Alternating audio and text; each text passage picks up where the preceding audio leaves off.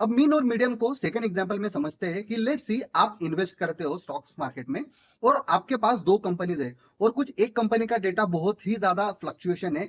एक साल में उस कंपनी का रिटर्न 20% है, अगले साल में वो 50% है, उसके नेक्स्ट साल में -20% है, या फिर इस तरह से उसका फ्लक्चुएशन बहुत ही ज्यादा फ्लक्चुएशन हमें नंबर्स का रेंज बहुत ही ज्यादा दिख रही है। और उसी जगह पे हमारे पास दूसरी कंपनी है जिसका एवरेज रिटर्न जो है वो 13 to 14% है और उसके रिटर्न हर साल में 12-13, 12-13, 14-15 इसी रेंज में है। तो इस कंसेप्ट को हम बोलते हैं कि स्टैंडर्ड डिविएशन कितना है, उसका डिविएशन कितना है मीन से, उसका एवरेज से डिविएशन कितना हो। इसका मतलब वो कंपनी का एवरेज ज्यादा हो सकता है लेकिन उस कंपनी का मीडियन अलग होगा। ऑन द अदर हैंड दूसरी कंपनी का एवरेज भी पास में ही होगा, उसका मीडियन भी उसी के पास में होगा, और अगर हमने डेटा देखा तो डेटा का डेविएशन भी बहुत ज्यादा कम होगा। यहां से हम ये समझ सकते हैं कि स्टेबिलिटी वाइज अगर फ्यूचर ग्रोथ के पर्सपेक्टिव में अगर हम बात करेंगे तो कौन सी कंपनी ज्यादा हमें स्टेबल ग्रोथ देगी।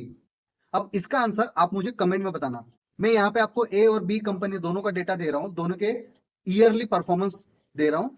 इन दोनों में से कौन सी कंपनी सबसे ज्यादा अच्छी लॉन्ग टर्म ग्रोथ के लिए स्टेबल कंपनी होगी, ये बताओ।